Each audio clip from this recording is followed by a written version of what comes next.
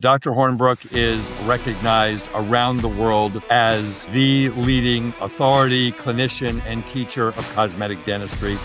Dr. Hornbrook founded the Las Vegas Institute, which is the premier cosmetic teaching institute in the world. I mentor 50 young dentists a year. I've been doing that for 25 years. There is no better than David Hornbrook. What do you see as some of the biggest challenges coming up as we start 2026?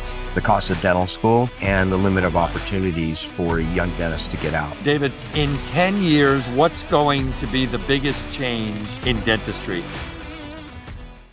Are you a dentist who's striving to build a more thriving, profitable practice without feeling overwhelmed by the numbers?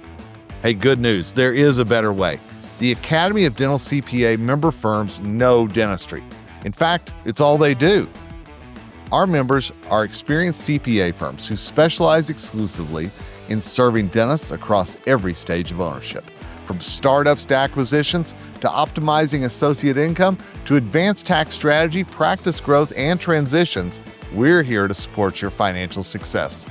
When you work with an ADCPA member, you get more than a tax preparer.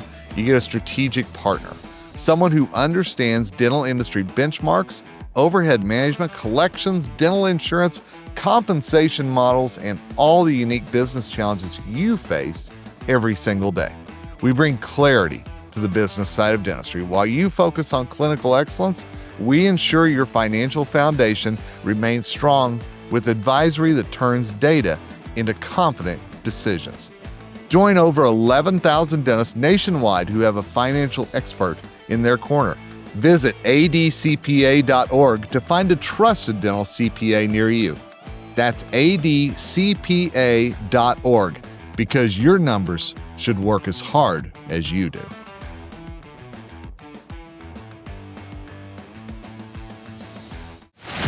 This podcast is sponsored by Bank of America Practice Solutions. When you need financing for your dental practice, you really want to work with someone who fully understands your industry. For over 25 years, Bank of America Practice Solutions has helped dentists across the nation reach their goals through smart financial solutions and expert guidance. Whether you own a practice or are just getting started, Bank of America Practice Solutions can provide customized financial help for your short-term needs and long-term aspirations. Email dg.connect@bofa.com to find expert guidance, personal attention, and real solutions. That's dg.connect@bofa.com.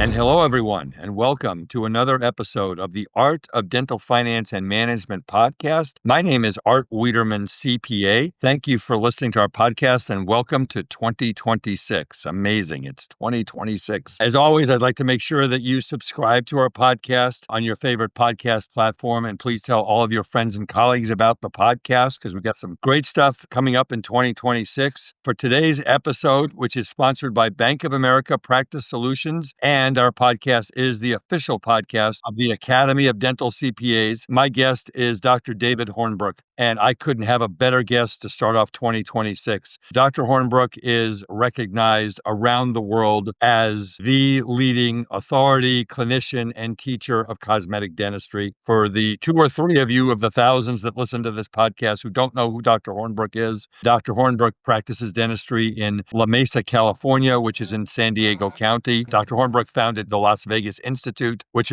was the premier cosmetic teaching institute in the world. He also founded and operated Pac Live and the Hornbrook Group for many, many years. Now, Dr. Hornbrook does his courses out of the Utah Valley Dental Lab, and he'll tell you a little bit about that later in the broadcast. What I will tell you about him is that we could spend the whole hour talking about his accolades and his lectures worldwide. He is one of 62 fellows of the American Academy of Cosmetic Dentistry, as well as one of 25 fellows at the American American Society for Dental Aesthetics, Dr. David Hornbrook. Welcome to the Art of Dental Finance and Management podcast. Oh, great. Well, thanks for the invitation. You said you couldn't have found a better guest. I was thinking about a whole bunch of other people that probably would have been higher up on the list, but maybe they weren't available. So anyway, I'm honored. I'm honored. No. I've known you, David. You and I have known each other for 20, 25 years, and you're as good as it gets. So let's jump into the topic. I always research my guests, and this is fun because you're such a great guy. I know that growing up, you enjoyed painting, sculpting, and drawing. Now, my wife is a professional artist. My audience knows that. She owns an art gallery, and my son is an Italian stone sculptor.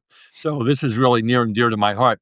How did all this stuff lead to you becoming a dentist? Well, a kind of a two-pronged answer to this. One is I've always been very artistic, as I still am. And I realized I wanted to be a quote-unquote doctor, but I wanted to have the opportunity to work with my hands and be artistic and make changes from something that's raw to something that's great. And so dentistry was natural. I mean, that's a natural progression, but it so could have been plastic surgery, right? So kind of interesting story is that my dad was an OBGYN. And it was in the day that there was no such thing as false labor, and he was on call all the time. And, he had a black little bag with a stethoscope that he'd go out in the middle of the night to help his patients. And he was never around. When I played Little League and I played water polo and I rode motocross, all the other dads were in the stand except for my dad because he was busy, and I totally respect that. And I thought, I don't really want to be like my dad. Someday I want to have kids and I want to have the opportunity to always be there. And there happened to have been a dentist that lived on our block that they had a similar lifestyle. I mean, he drove the same car as my dad, same houses as we had with a pool, and we had the same lifestyle, but he was always at his son's events. So I thought, you know what, I can be a doctor and I can be around for my kids and I can still have the same lifestyle and I can use my hands and be artistic. And I would have never imagined how artistic and creative dentistry can be if you want it to be. And so it's been really a good progression for me, and it's been an amazing profession for me. Well, that's one of the things I want to talk about today is, number one, you and I both know that no matter what job you have in life, the best job in the world is being a parent. And sure, you were at the ball games. I was at the ball games. It's just, you don't want to miss that kind of stuff. And kudos to you. And the great thing about being a dentist is that you set your own hours and you can make your own choices and be at the practices at 3:30 after the kids are at school. It's just wonderful stuff. So, well, kind of the irony in all of that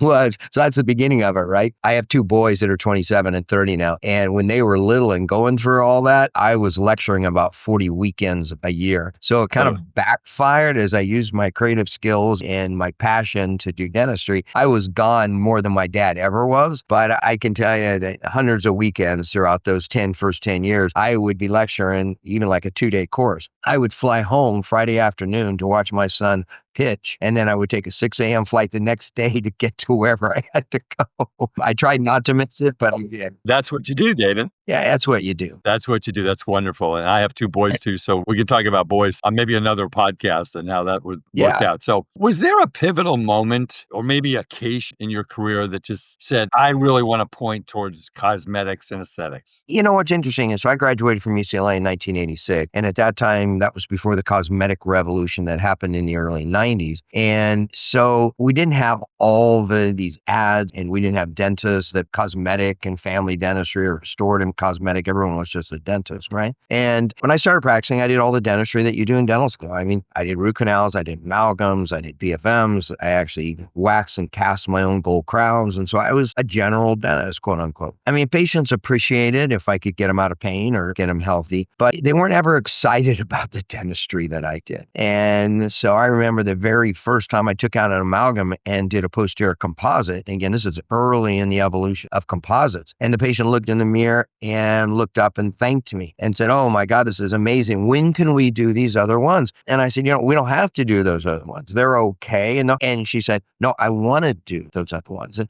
then it's like a light bulb goes off in the head. It's like, wait a minute, this is now a patient that not only appreciates the fact that I'm taking care of them and getting them healthy, now they appreciate the fact that I placed a restoration that was invisible and aesthetic. And from there, it just evolved. I'm a firm believer that the more you enjoy something, the better you're at it. So I started working early on with Bob Nixon in the late 80s, early 90s, doing veneers. And I would just ask my patients, I would say, does the space between your front teeth bother you? And they'd say, yeah, it bothers me. And I would either do a direct composite or I'd do a couple porcelain veneers. The patient spent a lot of money, or it would have been a lot of money at the time. And yet they thanked me for them spending money in my office and spending time. And I thought, wait a minute, dentistry is supposed to be that profession where the patient comes in and says, don't take this personally, but I hate the dentist. And now they were coming in asking for dentistry, or they'd say, I want to make sure my husband comes in. I want you to close this space here. I want you to get rid of this ugly crown. Whatever it was, those were all pivotal moments for me to realize I could absolutely love what I do and I could change people's life in a positive way. Well, this podcast, as every podcast that's out there, is a call to action. And doctors, number one, I want to remind you, and we've talked about this on the podcast for 7 years, David, dentists don't fix teeth. They're about a better life, a better job, a better relationship, and a better self-esteem. And that's what you guys do. And that, when doctors, if you don't realize that, that would be a really good realization for you, because that's going to make what you do much more enjoyable, right? Absolutely. And, I always say eliminate the undesirables. Those are the things in your practice that you don't enjoy. And we all have those. Your listeners are thinking that MO on tooth number 16, direct composite on a patient that can't open very wide. I'm not looking forward to doing that restoration, but that is my patient. And for me, it was removable. I did not like doing a removable because I wasn't very good at it. Didn't really like pedo. I love kids, but I didn't really like doing dentistry on kids, right? I'd try to psych myself up and I'd say, okay, we're going to have Mr. Squirty and Mr. Sucky. I was trying to get passionate about it and get this kid under control and enjoying the visit. At the end of the visit, the kid wanted 2 toys. I wanted 2 drinks because of the stress. So I thought, I don't want to see kids, because if I saw them on my schedule, that was going to ruin the rest of my day. And I never liked endo. To me, it's like picking locks in the dark. And, it's like you're working. It's like click, one more number, I think we're in. So I felt like I didn't have the control. So what I started doing is I started doing more of the dentistry I love, even a direct composite back then. I mean, a lot of your listeners are saying, I hate doing direct composites. But again, it was a different reaction from the patient than placing in an amalgam. And because the patient was thankful for that. So as I started doing composite, I started doing metal-free crowns. And, metal-free crowns we weren't really doing until the early 90s. And patients would say, oh my God, when can you do this one over here? And then I realized that if I did more of the things I really liked, I was happier and looking forward to my day. And I think it's sad when people look at their day and they think, oh man, this is going to be another miserable day because of this procedure or this particular patient or whatever. And when you start eliminating those undesirables so that you look at your schedule and say, wow, this is going to be an amazing day because I get to do this. Then dentists, they have a different look on their profession and a different perspective of their profession. I love that, David. I mean, it's so true. And I know the doctors, I know thousands of dentists from my 41 years in the business, and you can tell who loves what they do and you can tell who it's a grind every day for. Again, I hope your words and your lectures, not only on this podcast, but all over the country and all over the world where you speak, that you, and I'm sure you do, motivate, because you're one of the best speakers I've ever heard. So let's talk about mentors. Did you have a mentor? And do you think it's important that a dentist have a mentor? Yes and yes. I'm going to answer the second part first. I think it's absolutely critical that dentists have a mentor or mentors, someone that is doing what they want to do sometime in their life, especially with young dentists. I don't know if you know this, but I mentor 50 young dentists a year. I've been doing that for 25 years. I did not know that. I think that's wonderful. It's through the Crown Council. We spend 10 hours together in January. Then we meet once a month. And then in the summertime, they all meet with me and I prep a case. And then they come back a month later and we seat the case. So they get to see that and they get to be part of it. So I kind of know what's going on in the head of all these young dentists over the years. But it's absolutely critical that you find a mentor, someone that you look up to, is doing the type of dentistry that you want to do. I don't place implants, but some of your listeners are saying, I like to place implants. Find a mentor that philosophically is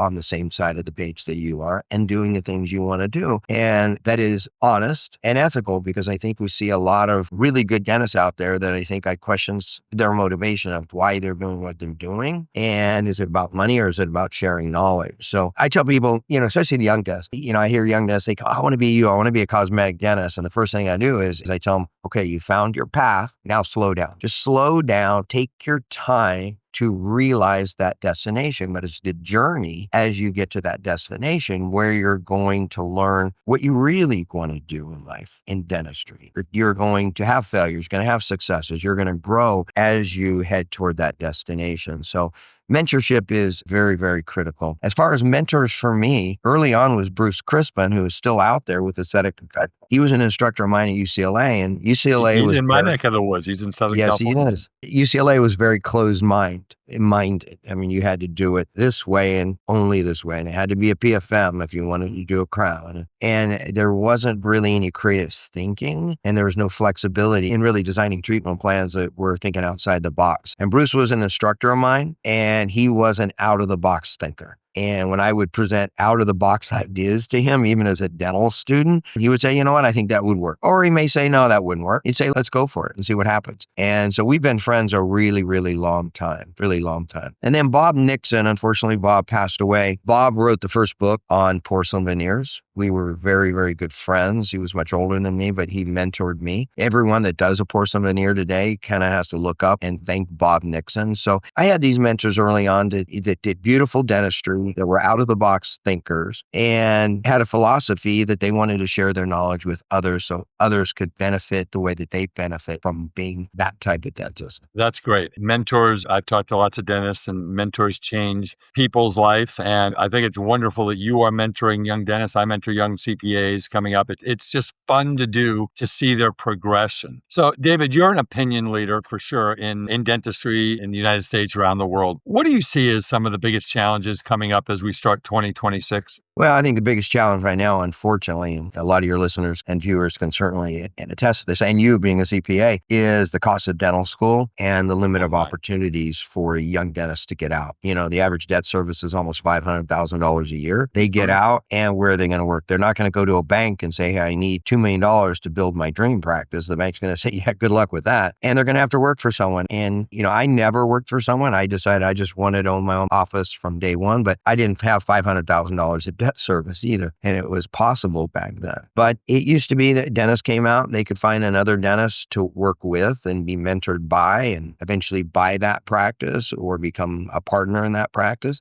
And corporate dentistry and the whole venture capitalist deal has totally changed the picture in this. And unfortunately, it's limiting opportunities for these young dentists to get out. They have debt service. They can't open their own practice most of the time. And they've got to find a job. And the people that are hiring are the DMSOs, the corporate dental offices. And I struggle with that a little bit because the motivation is not always about the patient's health, not for the dentist, but for the dental practice. And I think young dentists can learn bad habits as they're on the quest to pay off their student loans and live a lifestyle that they think a dentist should live. That's number one. I think AI is going to be a little bit of a problem too. You know, I think AI is double-edged sword. I think it's going to take over some of the diagnostic skills that any health practitioner needs. And I have Pearl, which is an AI for radiographs, and yeah, it's awesome. And I think it gives me opportunities to see things I've never seen before. But at the same time, I don't have to be as discerning as I make a diagnosis if it's caries or not caries, right? Because the AI, who's smarter than me, at least in visuals, can tell me what's going on. And my concern a little bit is what's going to happen as technology takes over some of the diagnostic skills that we all need to have. And you're absolutely right.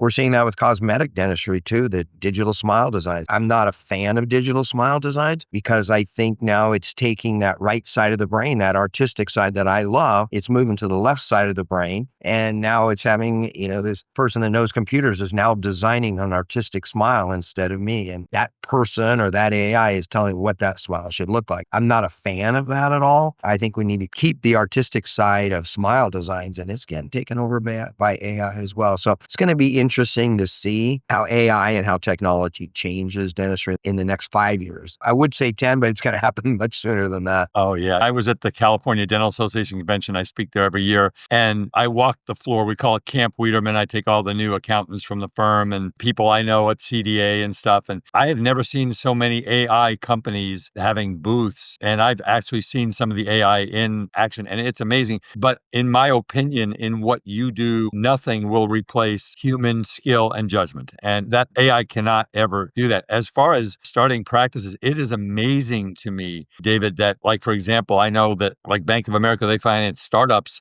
and they are now, I think it's either $700,000 or $900,000 to start up a practice, but hundreds and hundreds of doctors are starting practices today. And I'm thinking, where is there somewhere in the United States that doesn't have dentists? But these startups are, if you have a consultant and you learn the right stuff and you take courses from people like yourself and Dr. Crispin and other people, they are becoming successful and they're able. And what they do is they start practice and then they're still working a couple days a week. So some of these people are working 6 days a week, Yeah. It's crazy. So give our listeners like a 35,000 foot view, David, of what is your process in designing and executing a case? I think people would love to hear it because I'm sure that what you do is just at the top of the class. Well, thanks. I appreciate that. I don't know if I'll be able to answer the entire question because it's involved, but I think it all starts with listening to the patient. What are their goals? What are their desires, right? And not every patient comes in and wants a full mouth rehab or wants a certain look. And so it's really listening to the patient, showing the patient opportunities that you can provide for them via, again, photographs, being a mock-up in the mouth. And then there's certain guidelines. I mean, I look at nature. I look at unworn smiles and beautiful smiles, and that is subjective.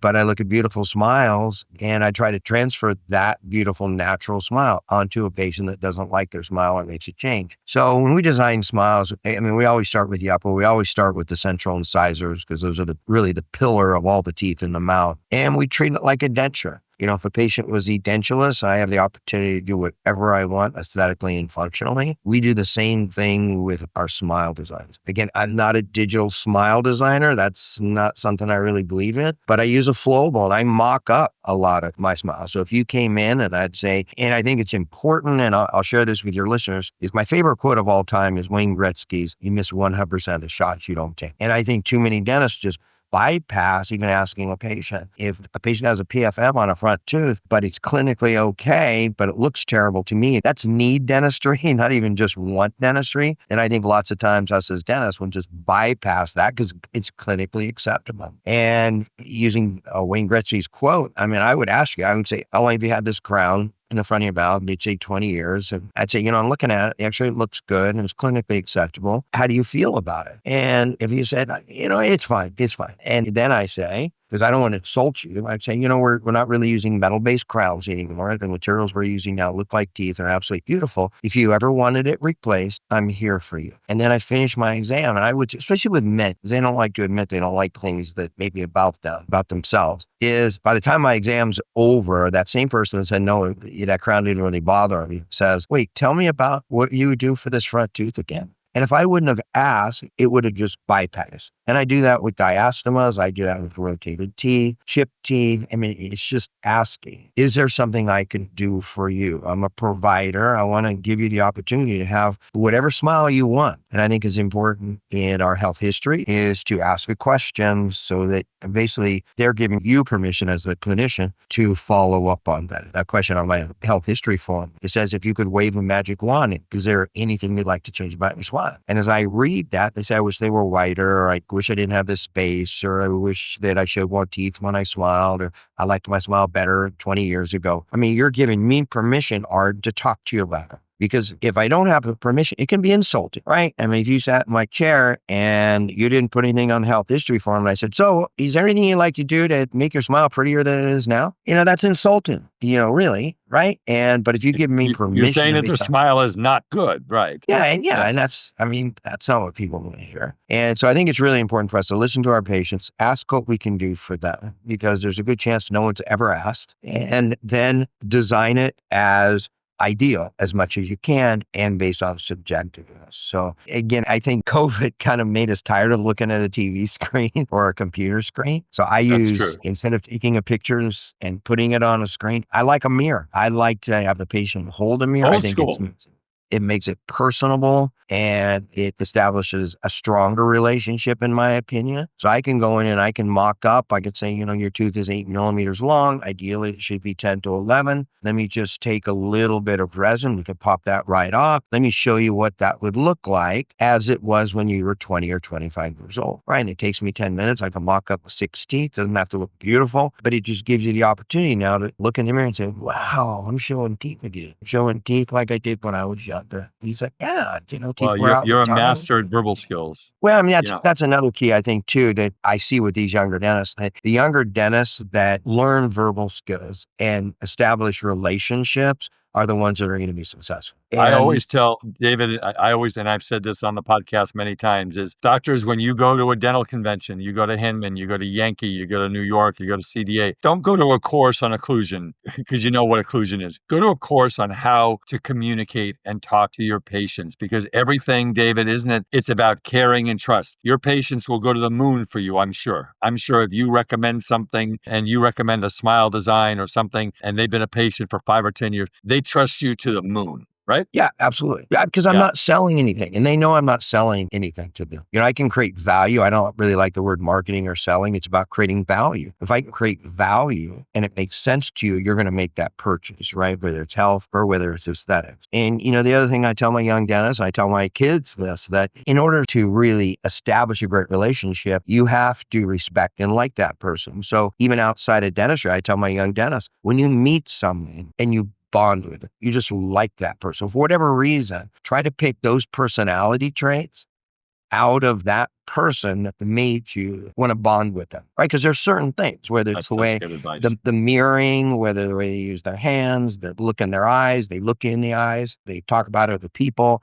I mean, there's all these different things we can look at. But if you meet someone and you think, I like that person for whatever reason, take those perceptions and put them back on yourself and transfer that to your patients as you meet new patients or as you talk to existing patients. And it's about trust and it's about a relationship. Well, that's absolutely right. I want you to take a second, David, and I want you to talk about your educational courses. I know that you've taught thousands of dentists all over the world. Again, it was through LB, started with LBI, and then it was Pack Live and the Hornbrook Group. I mean, the way I know that lots and lots of dentists took it is because when we were doing accounting for dentists, we would see in the general ledgers checks to Pack Live and LBI and the Hornbrook Group over Right. and over and over again. So you must have been doing something right. I know that you're affiliated with the Utah Valley Dental Lab and you do courses.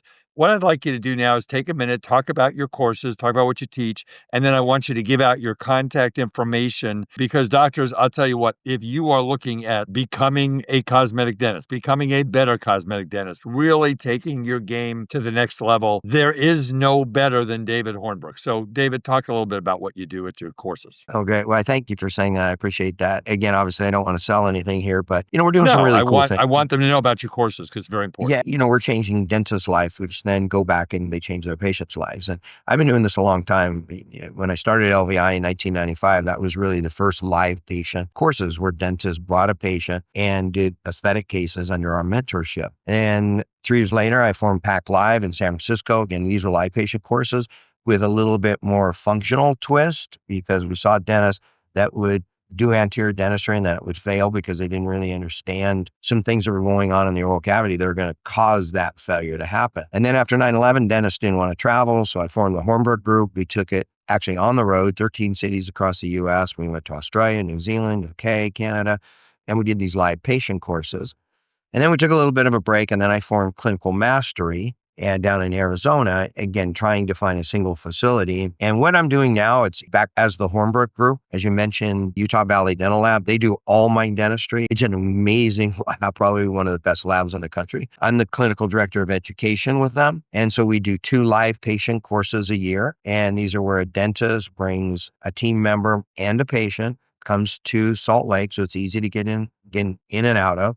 For the skiers and the snowboarders, our winter course is a big one. Our January, February, March course is big because everyone can stay and ski or snowboard. So they bring a patient and it's a 2-weekend course. We actually pair you with a master ceramist and I would say a master dentist. I've had mentors in my group, Hornbrook Group mentors, we call them, that have been with me as long as 25 years. And they walk the walk, they talk the talk, and they're amazing people. We assign you a mentor, we assign you a master ceramist master ceramist, and you go through this course in the design process and the wax up. Then you prep the case, provisionalize the case, come back a month later and seat the case with your ceramist there. So we do 2 of those a year, and they're absolutely incredible and so much fun. I think there's no substitute for actually hands-on learning like that, like patient learning. There's just no substitute for that. And then we do 2 occlusion courses a year, which are very practical occlusion, because I'm a practicing dentist. Mark Montgomery, who teaches it with me, is a practicing dentist. And so we think— I know Mark, he's great. Yep. Yeah, I mean, he is great. And, I want to make sure that whatever you learn Friday, Saturday, and Sunday, you can use Monday. You don't have to come back to another course to figure out how to use what you just learned. I am not a believer of that concept at all. I'm not trying to sell another course. We have 1 occlusion course, and I want you to take that information back on Monday and change the way you look at dentistry.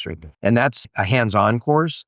We do 1 on the East Coast. We do it outside of Raleigh and Cary, North Carolina, and then we do 1 in Utah. And so we do 2 of those a year. We pair you up with another doctor. You take face bows, you take bites, you talk about airway, and then you talk about different splints. I mean, it's an array of a bunch of important things. And we do 2 of those a year. So we're doing 4 courses a year. For those that are interested, one is I want to give my email address out, because not even anything about my courses, I consider myself a mentor. And I think it's sad if someone saw this video, this podcast, and they didn't ever see me again, right? And maybe they have a question. And so my email address is david@hornbrook.com.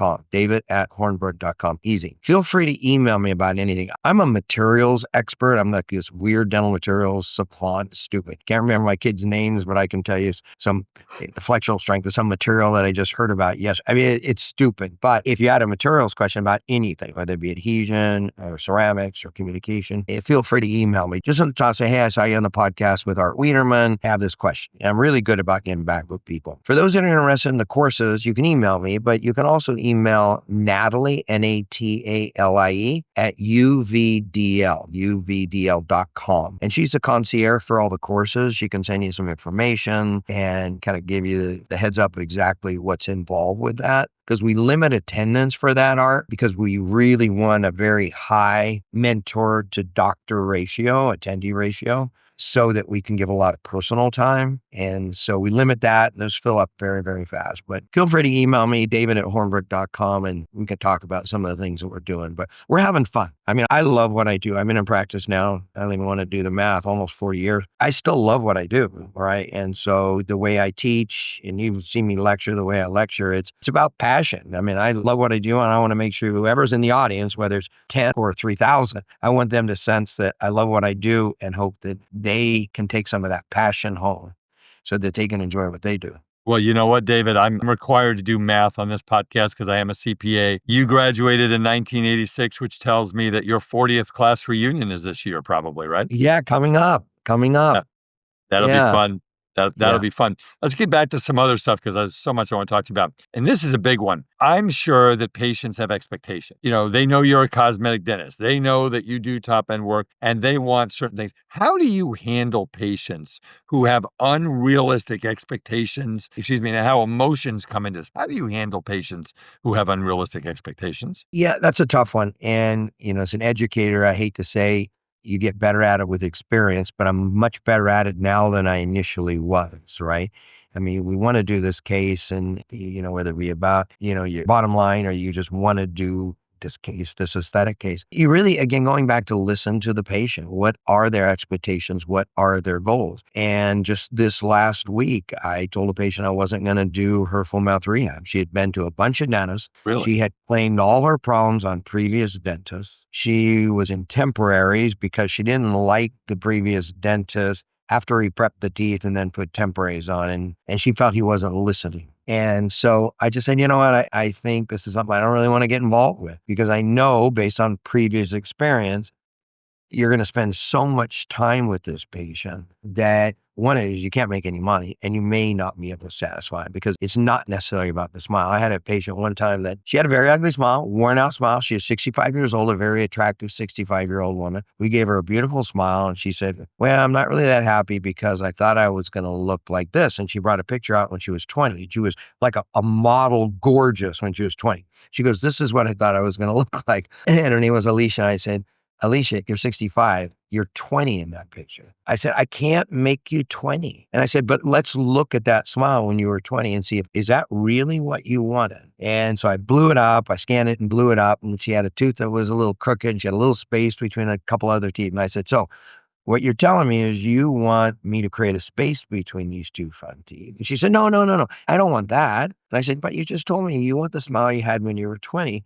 And finally, we got to she just wanted to look like what she did when she was 20. Her smile was So you are better. responsible for the aging process is what she's telling you. You're Yes. responsible for fixing the aging process from 20 to 65. So I think it's important for dentists as a community, listen to patients, listen to what are their expectations, what are their goals, and also being very frank with them is, when we're done, we can give you an absolutely gorgeous smile, but it's not going to look like Angelina Jolie. I mean, it's just not going to happen. I had another patient one time that I told she was very picky, and I told her to find some pictures in magazines of smiles that she liked. And she brought in like 24 pictures of Nicole Kidman. And some of it was like a paparazzi across a parking lot. You couldn't even see if Nicole Kidman had teeth, right? And it's not that she even wanted Nicole Kidman's teeth. She just liked Nicole Kidman, right? And so those kind of people can be kind of tough because I'm not going to make her look like Nicole Kidman, right? I can give her probably a nicer smile than Nicole, but I'm not going to make her look like Nicole. So, I communicate a lot with my patients. Oftentimes, if I think they're kind of picky, I tell them to find 3 pictures in magazines and 3 that they like the smile and 3 that they don't like the smile. And they have to give me the reasons why they like them and why they don't. So then we can get some input of what are they looking at, what value is high for them on what a beautiful smile is. I don't want 10 pictures. I want 3 that you like and 3 that you don't like. And you need to be able to tell me what those things are that you do and don't like. Then as we communicate more, because I've had people too that have come in and they've got the same smile with different lipstick, one that they don't like and one that they do, but it's the exact same smile. They didn't know it because there was different lipstick because it was a lipstick ad. And how can I ever communicate with this patient if they tell me they don't like the smile because the canines are too sharp and they like this one because how these canines are rounded? And it's like, these are the same picture, right? So David, they didn't have a lipstick course at UCLA Dental School? Yeah, no, they didn't. But we do a lot of it through the provisional process. So I communicate a lot with my patients ahead of time to try to get their psyche and really understand what's motivating them to get a beautiful new smile, right? Is it to look 50 years younger or just to have a nicer smile and feel better about themselves? And for those patients that think that they're going to look 50 years younger, I turn those people away a lot because I've had them where I just couldn't satisfy them in the past. Not it's worth just it. not. And then we work through the provisionals and, instead of provisionals being 2 weeks or 3 weeks, sometimes they're 2 to 3 months because we're changing things constantly until they get to the point that they absolutely love their provisionals and we can take a scan of that, send it to the lab, and the lab can match that. This episode is brought to you by Bank of America Practice Solutions. If you are thinking about starting or growing your dental practice, we would love to help you take the next step. Email us at dg.connect@bofa.com, and we will send you a free business plan template that is perfect for starting the conversation about your future practice. Bank of America Practice Solutions has the expertise, the resources, and the support for your success. Don't wait. Email dg.connect@bofa.com today.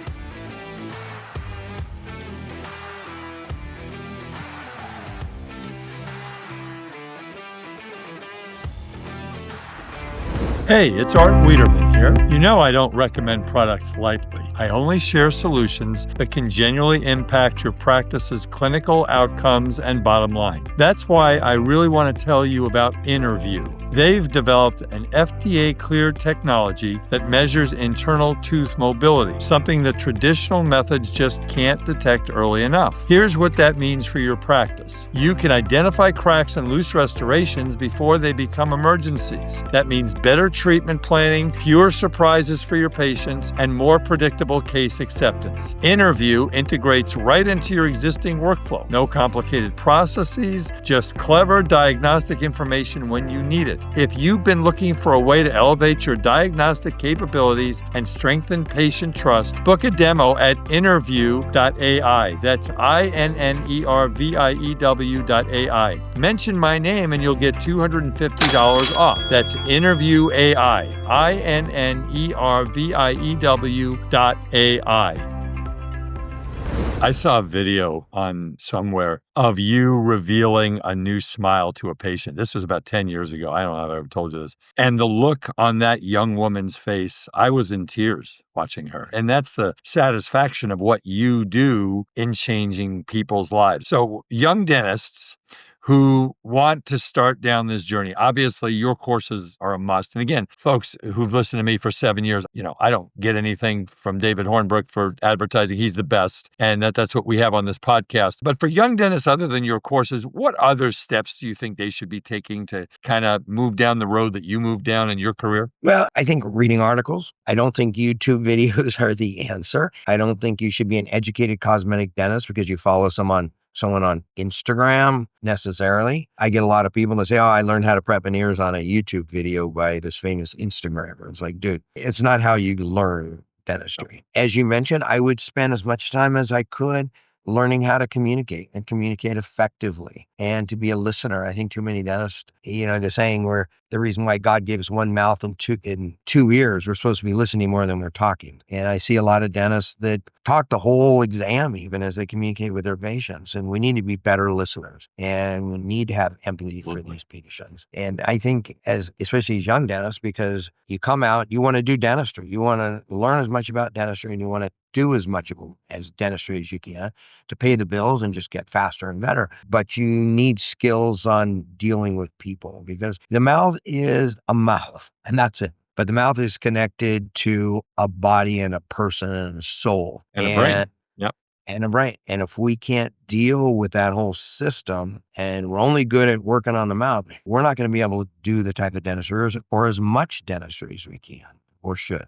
The other thing I would always recommend is get a good camera. We have a saying, the more photos you take, the more dentistry you will do. And a good camera. I don't want an iPhone picture of a smile as you communicate with your lab. I mean, the good digital, even the mirrorless cameras now, they're under $2,500. They're not that expensive.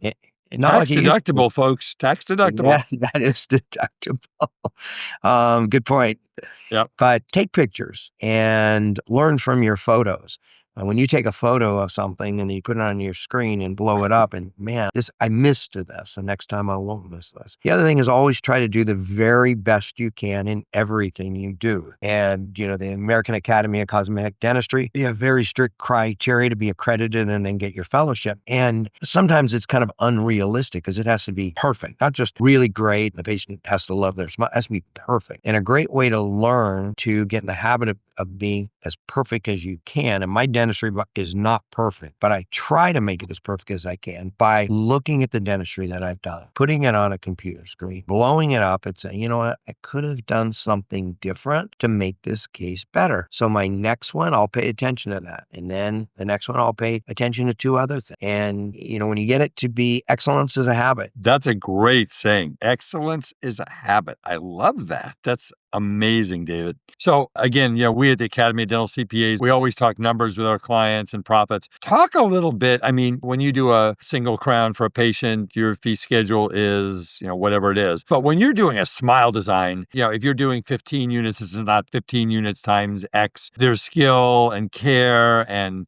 lab and remake and how do you go through the process of pricing a cosmetic case? That's kind of interesting because being a CPA, you would say, well, look at your overhead, look at how much time it takes you to do it, how much profit you want an hour, you're going to have to charge this amount, right? So one is I would not shortchange the lab aspect of it. Utah Valley is going to cost you $325 a unit for a beautiful beautiful restoration. You can get one for $69 by sending it overseas, but it's not going to be that from Utah. And you're not going to have the interaction with the ceramist. You're not going to have the ability for an artistic ceramist to call you or text you on a Saturday night and say, hey, let's talk about this and learn from their skill. So use a great lab, take the time, be a great communicator with the ceramist.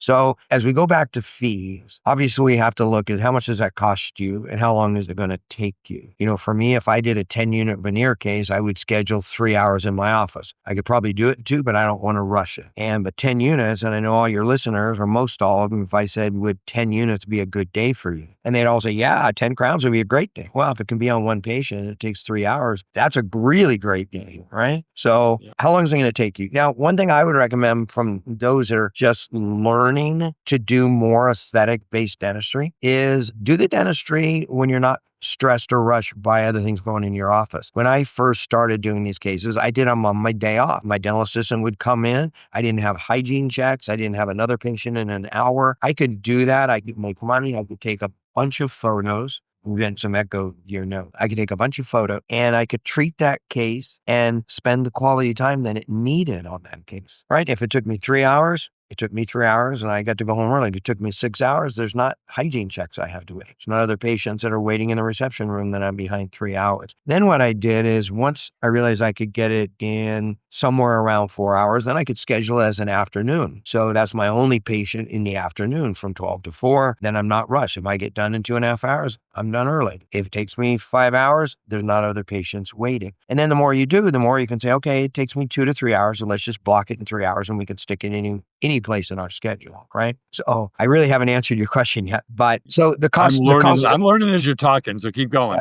The cost of doing business, obviously, what does it cost you for that restoration or smile design, right? How much do you need to make an hour and how many hours is it going to take you, right? I mean, part of it, the reason I did it on my day off is even if I didn't make any money, I loved it so much and I was learning so much and I was getting cases out there in my community that now would talk about it. And then I was getting more referrals because people were seeing my smile. So I was getting all these benefits. So even if I made zero on it, it wasn't a big deal, right? But we need to make money. So the other thing too is people say, well, my fees, I could never use a lab that charged $300 a unit. Well, this is a smile design case. Insurance isn't going to pay for it anyway. So, and I tell especially my young docs, let's say you charge $1,500 a unit, right? And you use a lab that they charge $125 a unit. For a smile design case, the patient, it's not insurance based. So if you do 10 veneers at $1,500, that's 15 grand, right? But because of the fees and your overhead, you can't use a lab that's going to give you the case that your patient deserves, which makes your job as clinician harder because the lab's not as good, right? So why not charge $1,800 a unit for your smile design cases? It'll take the headaches away from now you got a great lab that will be your partner through the process. It gives you the opportunity to now take 5 hours to do the case instead of 3. It gives you the opportunity that if you need to play with temporaries 2 or 3 times in the process between prep and seat, it gives you that leeway to do it. And the other thing is, if I came to you, Art, and I said, I could give you the smile of your dreams, you're going to look amazing, and it's $15,000. Or if I said it's $18,000, both those are a lot of money, right? $15,000 to me is the same as $18,000. Absolutely right. Yes. And so why not do the $1,800? Again, I'm just picking numbers out of the woodwork, and then it's less stress because you're using the lab that you want to use. You're getting that teamwork and you have the ability to spend more quality time with this patient. That makes sense? Oh, it makes total sense, David. Absolutely. And, I keep raising my fees because I'm spending so much time and we're doing a lot of stuff. And again, there's a whole other topic. I see my patients every week throughout the process. In my schedule, it takes about 6 weeks from prep to seat. So I don't just prep the case and I see you in 6 weeks. We see you every single week to look at temporaries. Make sure everything is good. Yeah. Yeah. We have the hygienist meet with you twice during those 6 weeks. Just make sure that you're maintaining the temporaries. And so there's added benefits. And for me, I need to raise my fees for that so that I feel comfortable about saying, hey, we have another hour. We're going to look at Art. He wanted some changes in his temporaries. I'm not going to come in and say, all right, let me just adjust this and not give you the time of day. I mean, I'll schedule an hour if I need to for you, right? Because it's all about making the customer or the patient happy and walking it out there. Yeah. provisionals, diagnostic and functional. If you don't like your provisionals the way they look now, or if you're breaking your provisionals, you're not going to like the final ceramics either, right? That's right. That's So, right. as dentists start to do more, then they can alter their fees based on really how much do they need to make to feel comfortable. Yeah. I want to get to a couple more things because unfortunately, David, we're running out of time here. Tell me about, or tell us about the most and I'm sure there are many, but is there one case that you've done in your 40 years that just stands out that says, this is just the best thing I've ever done? Maybe pick one. Well, I've had some really cool cases. That one case, obviously, that you saw where the reveal and the woman I cried. saw I've had a that was lot so where cool. we did one through the young dentist where it was a firefighter out of, I think, Houston. And he looked in the mirror and it's kind of, we're all waiting for the reaction. And he just starts bawling because it's the first time in his life that he's had an amazing smile and felt good about himself, right? So times like that are amazing. But I had a really fun experience once. This is several years ago, over 20 years ago. And I had a woman that was very artistic and she worked with pottery and kind of like your son. Is it your son or daughter that does stone? My son. My Okay. son. So she did pottery and she worked with clay, right? And she asked about how were these things made? And I was using Empress at the time, which is similar to Emax and Lisi Press. So they're waxed and then they're invested and then the ceramic is pressed into this burned out tooth mold, right? But it all starts with the wax process, right? And just like a sculpture, they'll make it out of clay and then they make a mold and they cast something into that burned out mold. So these pressed ceramics started as wax. And I said, I just want to be more part of the process. And so I realized that photos were not going to be the three-dimensional process that she's going to benefit from. So I actually took my scans or impressions at the time. I took them, sent it to the lab, and instead of them sending ceramics back to me, I had them send the wax ups. So we went, and not a full, each individual unit fit on that die. These were going to be the crowns or the veneers when we're done. So we actually put them in her mouth as wax. And I held the mirror for her and she took a carving instrument and she actually contoured the wax up in her mouth. No way. It was Wow. unbelievable. Unbelievable. Wow.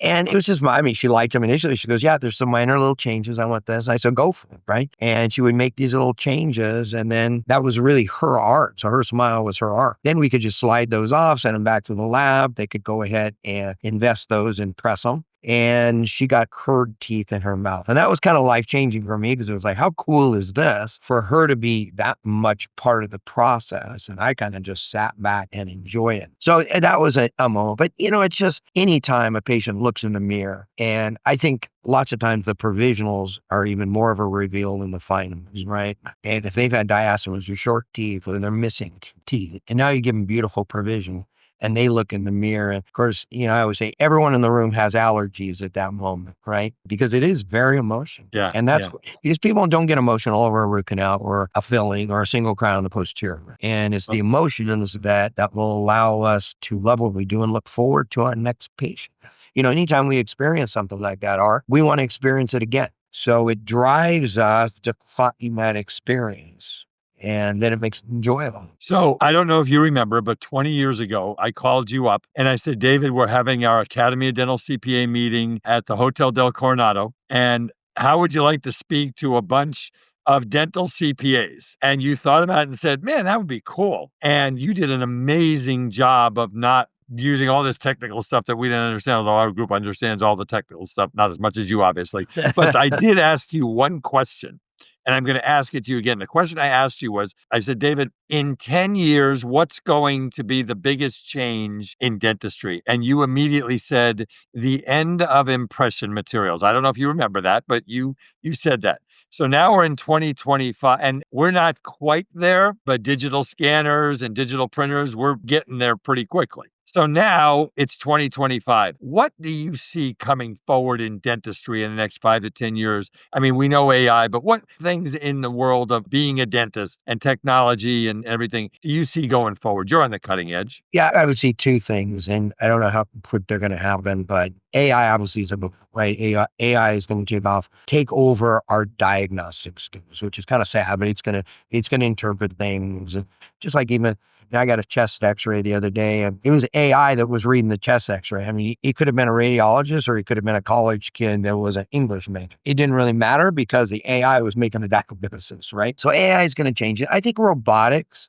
which a lot of people don't really talk about, robotics are going to hit dentistry. They're already hit it in the implant world, where we're not going to use loops anymore. We're going to use a computer screen. They're doing it in brain surgery. They're doing it in cardiovascular surgery, where we're going to be able to take a scan, maybe not even design the case. AI will design the prep, and they'll plug it in, and there'll be a robotic arm with a burr that goes in and preps their tooth. And what's crazy, and they already have this, I have not used it because I don't think it's ready yet, but where the crown is made ahead of time. So I look at your tooth, AI will tell me how that tooth should be prepped based on what's existing and what the decay scenario is, right? Then the software will design the prep. It'll feed into a robotic arm. Then AI will design a crown ahead of time based on what the software told them the prep is going to look like. That's going to come, maybe not in my dental lifetime, but that's the opportunities that will change the world. So like the next step past CAD/CAM technology, where the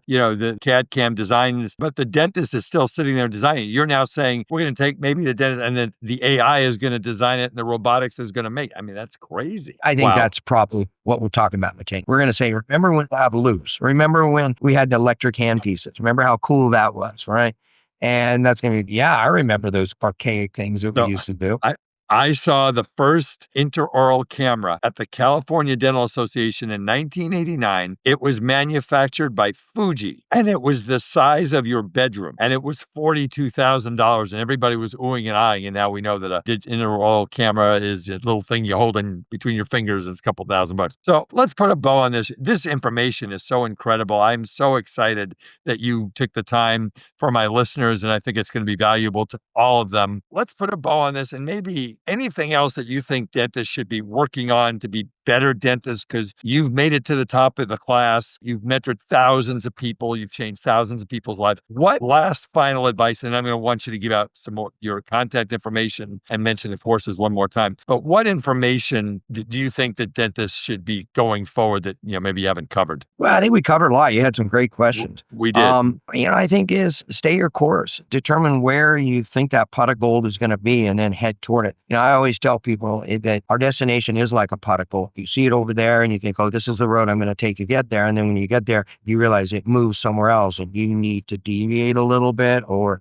not have such a straight path. But the best advice is don't settle. Don't settle and be passionate about what you do. And it makes me sad when I work with young dentists, and you've worked with young dentists in their 40s and even 50s. I consider young dentists these days, but where they look forward to 5 in the afternoon instead of 8 a.m. They look forward to Friday instead of Monday. There are so many dentists, and there's all these dental groups that are looking how to get out of dentistry, whether it be real estate or finance. And it's like, dude, you went to school for 8 years or 9 years with undergrad at dental school. You're a dentist. Why don't you try to enjoy it? And I think, especially the way things are changing with technology and materials and knowledge, is we should look forward to 8 a.m. on them. And it saddens me when I see a young dentist say, oh, it was a miserable day. I can't wait till Friday. It's like, we all like our weekend. I mean, I get that, but we should look forward to 8 a.m. because things are changing so fast that, Art, if you were my patient at 8 a.m. on Monday morning, I can offer you things that I couldn't offer maybe even last week because of new knowledge or new technology, but certainly something different that I could have offered you 5 years ago. And that's what makes dentistry exciting, because as things change, we grow, we evolve, but we're still chasing that road to excellence and our pot of gold at the end of the rainbow. Well, Dr. David Hornbrook, you are a gift to the dental profession. Thank you so much. Now, I thought I saw something. By the way, I didn't mention this at the beginning. I'm going to be speaking at the Chicago Midwinter Meeting, 3rd week of February. I think, aren't you also there?